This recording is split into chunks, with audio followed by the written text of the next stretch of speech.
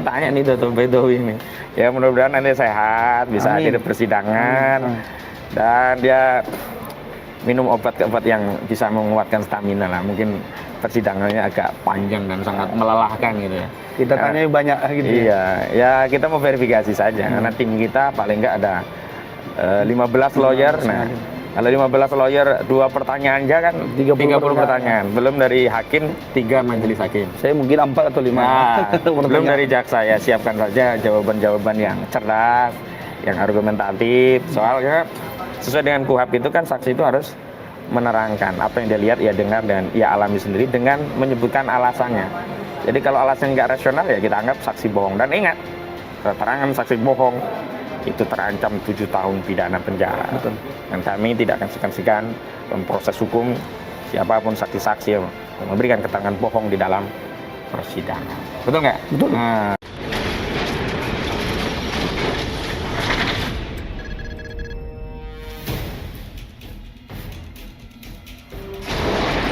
Nah, berarti Selasa 27 Desember itu Gus Nur bisa hadir dong berarti?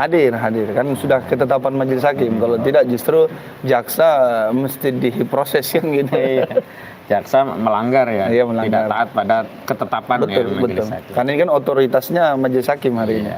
Dan pemirsa, khususnya yang ada di Kota Solo dan sekitarnya, kami menghimbau untuk bisa hadir dalam sidang Selasa 27 Desember yang akan datang. Bagi siapapun yang kangen ya dengan Gus Nur, insya Allah besok Selasa besok Gus Nur bisa hadir dalam persidangan. Nah, lanjut kemarin kan udah dibacaan dakwah itu tebel 110 halaman. Itu intinya apa sih? Intinya dakwaannya itu klien kita ini didakwa karena berita bohong. Pasal 14 ayat 1, pasal 14 ayat 2, Undang-Undang nomor 1 tahun 1946, baru ada Undang-Undang ITE juga ya, 28 ayat 2 Bang. Baru ada 156A itu penodaan agama. Ya. Ini yang kayak dari justru itu yang pertama ramai kan penodaan agama itu justru kan? Padahal itu subsidiar tambahan malah di dakwaan. Tapi waktu itu pemberitaan kan di awal ya. Di awal malah itu yang diviralkan seolah-olah apa yang dilakukan Gus Nur dengan mubahalah itu menodai agama dan itu kriminal gitu ya. Padahal pada nyatanya di dakwaan sendiri itu dibuat pasal yang terakhir gitu ya, subsidiar tambahan itu. Jadi ini yang kita cenderung melihat ya, ada semacam monsterisasi di awal, tapi pada fakta jadi persidangan itu tidak seseram yang ada di media begitu. Saya jadi ingat kasus Ustadz Farid Okbah, Ustadz Ahmad Zain An-Najah dan Ustadz Anung Alhamad. Pemirsa kita juga kuasa hukum. Iya. Jadi mohon maaf, kita ini memang pengacara pejuang gitu ya. Baru selesai putusan Ustadz Farid Okbah kita langsung ke Solo gitu ya. Itu juga begitu di awal kan dianggap pendanaan terorisme. 700 sekian kotak amal disita.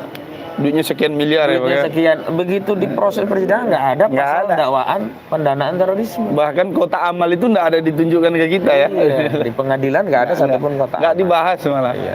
Nah ini menarik. Saya masih ingat karena dulu Bung Riki Fatamazah itu yang mendampingi awal BAP Gus Nur di Bareskrim Mabes Polri. Dan saat koordinasi adu argumen lah dengan penyidik yang saat itu kita katakan bahwa perkara ini masuk perkara perdata soal ijazah palsu.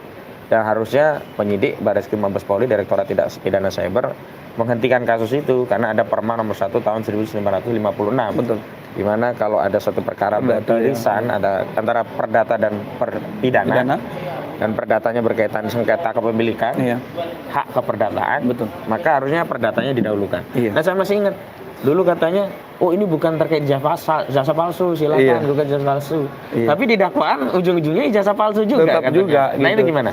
Jadi begini Bang, dari awal itu kan, ini kan diperiksanya ini 2 hari ya.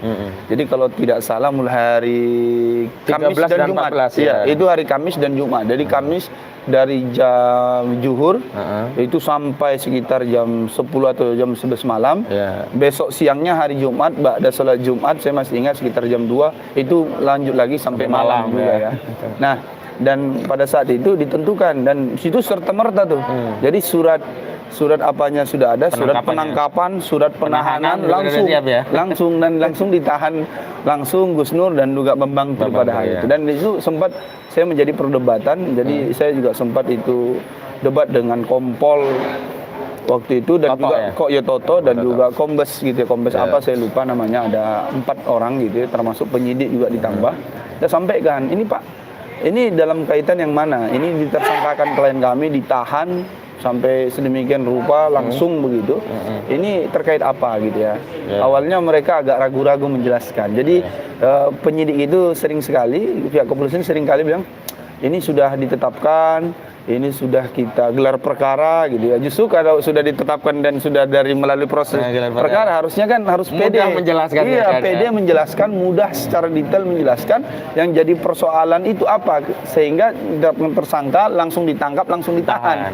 Ternyata mereka itu menghindari. Nah, dan ternyata saya menjelaskan bahwasanya kalau yang dipersoalkan itu terkait gugatan ijazah palsu Pak Jokowi yang ada di PN Jakarta Pusat, tentunya kita harus taat hukum, harus didahulukan perdatanya, gitu loh. Tapi kalau yang dipersoalkan terkait mubahalahnya, karena ada di konten itu mubahalah, karena Gus Nur ingin mengkonfirmasi kepada Pak Bambang Tri apa yang disampaikan oleh Bambang Tri, yang ditulis oleh Bambang Tri ini adalah sesuatu yang real, yang benar, maka itu ada semacam apa ya, pegangan Gus Nur dalam hal ini. Bambang Tri harus bersumpah dengan mubahalahnya.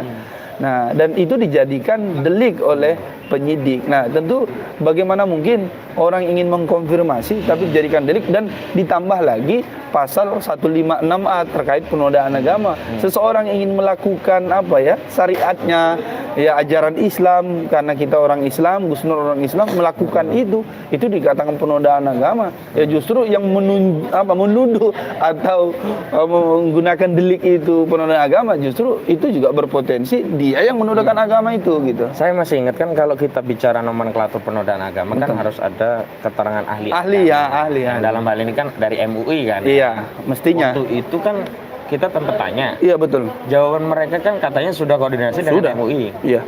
Padahal kita ke MUI 2 kali nggak ada jawaban. Nggak ada. Gimana sebenarnya?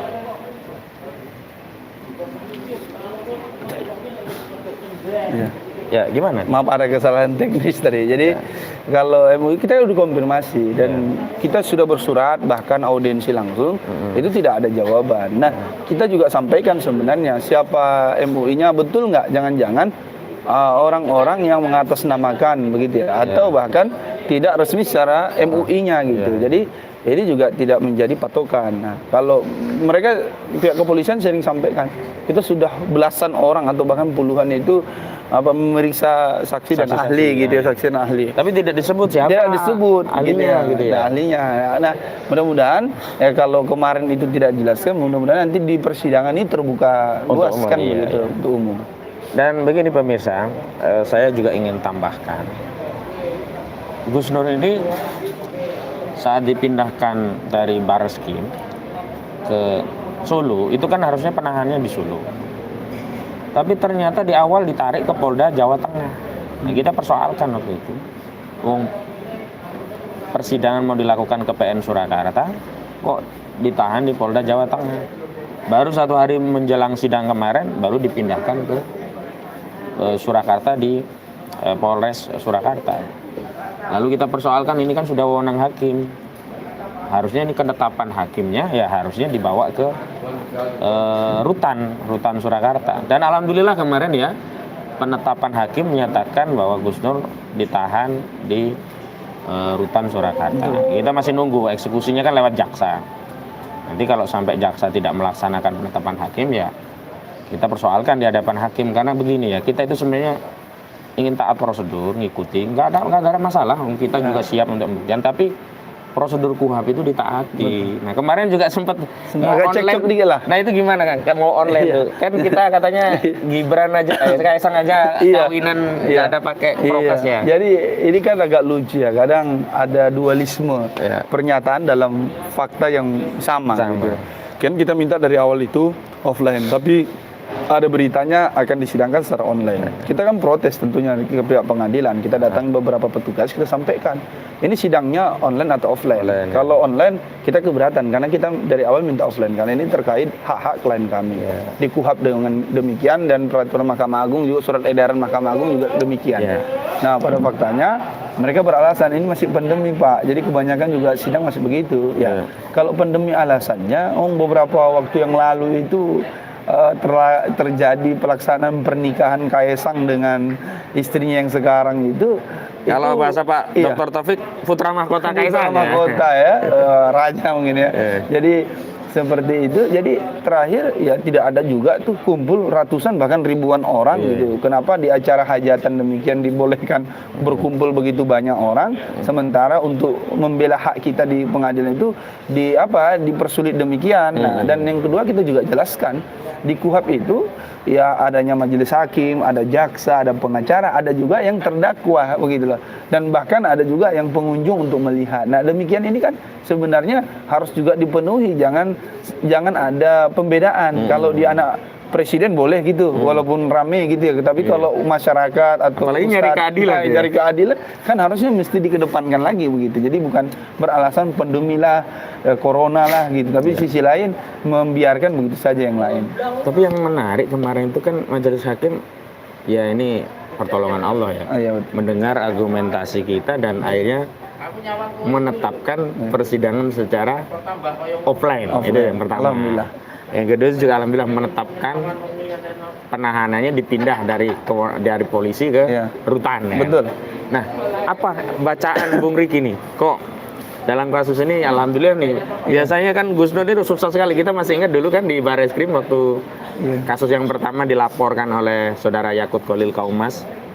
Itu kan sidangnya kita paksa offline juga nggak bisa, tetap aja gitu. Betul. Fenomena apa ini? Jadi fenomena tentu ini fenomena tidak terlepas dari dukungan umat ya Bang ya. Jadi doa dukungan umat dengan hadir di persidangan itu kan menunjukkan bahwasanya ada dukungan umat dan tentunya support kepada klien kita dan termasuk para PH dan tentunya ini menguatkan dan itu juga menunjukkan ke majelis hakim ini diperhatikan oleh masyarakat luas gitu loh, bukan hanya keluarga Gus Nur, bukan hanya pengacara Gus Nur, tapi seluruh masyarakat karena Gus Nur ini kan punya jamaah. Yang kedua ini juga tidak terlepas dari peran media. Jadi peran media itu juga sangat penting sehingga setiap kegiatan persidangan yang kita lakukan itu dalam pembelaan Gus Nur dan ustadz-ustadz yang lain itu sering didampingi dengan adanya publikasi media. Jadi tanpa itu saya kira sulit. Nah gitu. Dan yang ketiga sebenarnya itu semestinya hal yang biasa terjadi harusnya gitu ya, bukan prestasi bukan sesuatu yang harus sangat digembirakan karena itu protapnya demikian, KUHP-nya demikian. Tapi era yang seperti ini yang harus butuh perjuangan harus, gitu ya. Butuh perjuangan gitu Bang. Jadi apa yang diputuskan itu ya semestinya gitu loh, bukan hal yang terlalu prestisius gitu. Tapi karena keadaannya demikian sebelum-sebelumnya ya tentunya itu membahagiakan kita tentunya masyarakat. Dan saya juga lucu kemarin kalau persidangan itu sudah didesain online. Ini saya teringat dengan kasus Farid Okbar. Sejak awal hakim bilang kami sudah mendesain persidangan ini. Wah, seperti ada intervensi kekuasaan sekali gitu. Tapi menarik kemarin setelah ada perdebatan persidangan, hakim bisa mendengar argumentasi kita itu ya. Iya, alhamdulillah. Dan akhirnya menjadi offline gitu. Nah, saya juga ingin tambahkan, ini juga tidak terlepas dari dukungan netizen ya yang mengikuti, membersamai kasus ini sehingga kasus ini menjadi opini publik. Jadi sehingga dukungan publik itu membuat kontrol bagi persidangan agar tidak melanggar ketentuan yang sudah diatur di KUHP. Iya. Ya kita kan ada di persidangan kan perintah KUHP. Betul. Hakim ada di persidangan perintah KUHP. Iya. Jaksa ada di persidangan perintah KUHP. Terdakwa juga diperintahkan hadir di persidangan juga perintah KUHP, saudara. Betul. Kok bisa gara-gara urusan pandemi terdakwa nggak dihadirkan di persidangan? Tapi lucunya untuk urusan pernikahan putra presiden boleh gitu. Boleh, nggak ada online-onlinenya. Kemarin kan naik kuda ya. Naik kuda gitu. Nah, persiapan ke depan kira-kira apa? Ya, tentunya persiapan dan harapan kita tentunya kan ya kalau sidang pertama saja pembacaan dakwaan itu masyarakat hadir gitu ya, dan ruangan juga penuh gitu ya, dan mudah-mudahan sidang yang selanjutnya tanggal 27 hari Selasa Desember 2022 ke depan ini dan seterusnya itu juga dihadiri masyarakat. Itu bentuk doa dan support kepada klien kita dan juga kita sebagai PH, dan juga tentunya ini ingin menunjukkan kepada penegak hukum bahwasanya harus menetapkan sesuai dengan peraturan yang ada dan secara adil begitu. Jadi pentingnya pengawalan masyarakat demikian, karena kita melihat kalau tidak dikawal ya bisa kemana-mana ya, bisa kemana-mana. Jadi bisa jadi seperti karet begitu. Ada satu lagi kemarin setelah pembacaan dakwaan yang tebal sekali, dan kita kan sempat minta ya gak usah bacain semua deh, kita bisa baca, capek. Betul. Seneng jaksanya itu kayaknya udah kecapean, kita minta mohon untuk cukup dianggap dibacakan, seneng jaksanya karena udah kecapean juga dia 110 lembar. Nah, kenapa tim PH kok nggak mengajukan eksepsi? Biasanya kan gengsinya PH, ajukan eksepsi. Kenapa? Apa pertimbangannya kok tidak ajukan eksepsi? Kan sebenarnya pertimbangan itu ya tentunya kita melihat kondisi klien kita, itu yang pertama. Yang kedua dari pengalaman yang lalu gitu ya. Jadi sekian banyak kita melakukan upaya eksepsi gitu. Habisin waktu doang. Habisin waktu, ya prosesnya juga demikian, bertele-tele itu sehingga ya kemarin kan kasus Ustadz Farid, Ustadz Zain, Ustadz Anung Alhamad, ini kan kita melakukan eksepsi. Tapi kita sudah tahu sebenarnya, cuma kita mau coba lagi. Ternyata sesuai dengan prediksi, eksepsi kita ditolak oleh majelis hakim. Setelah itu lanjut. Nah, kan waktu lama gitu. Nah, sehingga kita mau langsunglah ke pokok perkara. Bahkan kemarin Bang Ahmad juga, kita sebagai kuasa hukum juga meminta kan secara langsung mengingatkan majelis hakim, karena ada perkara yang sama, kasus Gus Nur yang ada Jakarta Selatan, itu pelapornya itu Pak Akil Sirot dan juga Yakul Komas, Menteri Agama hari ini. Itu kan juga sebagai pelapor waktu itu, tapi tidak pernah dihadirkan dari awal sampai putusan. Dan mudah-mudahan dengan adanya kami ingatkan kemarin, kita ingatkan Bang, itu ya pelapor ini dihadirkan. Gitu, jangan nama sampai, pelapornya Dodo Baidowi. Nah, kalau Dodo Baidowi melihat siaran ini hadir ya, nanti kita diskusi di persidangan. Kita mau tanya-tanya tuh, apa sih yang membuat ente rugi dengan podcastnya Gus Nur sehingga ngelaporin ke polisi gitu loh. Ya, aneh juga kalau kita lihat kan, dia bukan Presiden Jokowi. Bukan ijazah dia kan yang dipersoalkan. Bukan. Dan dia juga agamanya Islam. Kalau sama Islam ada orang, ini ada contoh. Kita sama Islam nih, melaksanakan sholat. Yang satu pakai kunut, yang satu nggak pakai kunut. Kan kita seneng aja sama-sama. Yang penting sholat. Nah, ini mubahalah kan ajaran Islam. Lah kok ada orang mubahalah dipersoalkan? Ini kita mau tanya nih Dodo Baidowi ini. Ya mudah-mudahan nanti sehat, bisa hadir di persidangan.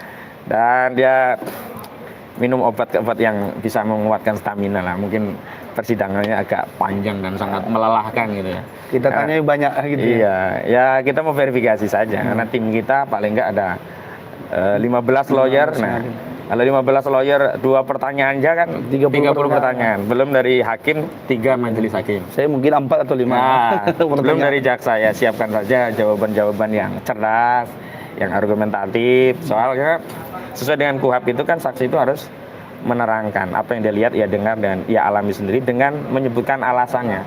Jadi kalau alasannya nggak rasional ya kita anggap saksi bohong. Dan ingat, keterangan saksi bohong itu terancam 7 tahun pidana penjara. Betul. Dan kami tidak akan segan-segan memproses hukum siapapun saksi-saksi yang memberikan keterangan bohong di dalam persidangan. Betul nggak? Betul. Nah, gitu. Lanjut. Kira-kira nih, ya kita kan biasa berandai-andai ya. Kasus Gus Nur ini bisa menang nggak? Ya kalau dia murni hukum, ya mudah-mudahan ya bebas lah gitu ya, lepas dari segala dakwaan tuntutan. Tapi kalau dia kaitannya dengan apa pesanan politik gitu ya, ya sulit lah Bang, sulit karena memang faktanya tegas saja. gitu. Ini kasus hukum atau kasus politik? Ya, lebih identik politik. Lebih identik politik. Kenapa kita melihat ya apa kesalahan gitu, orang mengkonfirmasi malah dipidanakan, orang bermubahalah dikatakan penodaan agama. Jadi seolah-olah lama-lama kita makan di warung pun bisa dipidana gitu. Kalau demikian ini ya sangat mengkhawatirkan lah gitu. Dan menarik kemarin Gus Nur juga katakan bahwa yang podcast dengan Bambang Tri terkait ijazah bukan beliau saja, bukan hanya dia. Dia bukan yang pertama dan bukan yang terakhir. Sebelum lagu ya, judul lagu. Sebelum dengan Gus Nur, Bambang Tri sudah diwawancara sejumlah YouTuber lain. Dan sudah viral kan sebenarnya. Setelah diwawancara Gus Nur, Bambang Tri juga viral diwawancara oleh YouTuber lainnya atau media lainnya. Lah kenapa kok yang ditarget cuma Gus Nur gitu. Itu satu dari sisi wawancara. Yang kedua, yang dimubahalah Gus Nur bukan hanya Bambang Tri, ada mubahalah yang lain-lain itu banyak. Bahkan Habib Rizik Syihab kan juga dulu pernah bermubahalah ya. Oh iya, zaman kilometer 50 yang dia ya, Bang. difitnah dengan kasus. Oh iya. Iya, Yang chat ya. Firza Hussein. Iya. Itu juga nggak ada yang mempersoalkan. Walaupun dia hanya sendiri juga gitu loh. Kan di dakwaan kemarin katanya yang jadi masalah nggak memenuhi ketentuan kaifiyah syar'i ya, karena yang diajak mubahalah tidak dihadirkan. Iya. Lah saya juga persoalkan kemarin kan ya. Lah Rasulullah dulu ketika menantang mubahalah kaum Nasrani ya, Bani Najran, Nasrani Bani Najran, itu kan nggak datang. Tapi Rasul sudah mubahalah, sudah bawa anak istri. Jadi kalau misalkan dalam kasus Bambang Tri, kalau presiden nggak berani mubahalah, ya jangan salahkan Bambang Tri, jangan salahkan Gus Nur. Gus Nur sudah membuka peluang, silahkan kalau ingin melayani. Nah, tapi ketika pihak yang diajak nggak berani, sama seperti Yahudi Nasrani Bani Najran, ya jangan disalahkan Rasulullah dalam konteks itu. Masa nanti Rasulullah katakan dia sendiri enggak kan, ini tantangan mubahalah, kalau dilayani itu yang diharapkan, kalau enggak ya sudah selesai. Selanjutnya biarkan laknat Allah. Saya ini ya, kita ya, kalau laknat Allah menimpa Bambang Tri karena dia bohong, enggak ada masalah juga ya. Bagi kita kan. Kita juga butuh kejelasan karena Presiden Jokowi kan presiden kita, segenap rakyat.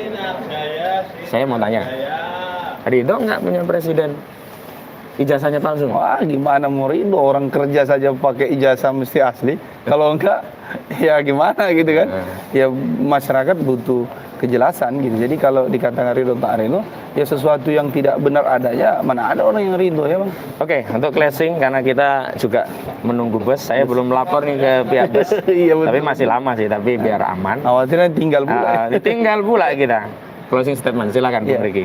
Ya, closing saya ya apa yang dilakukan ini tentunya niatnya karena Allah Subhanahu wa taala.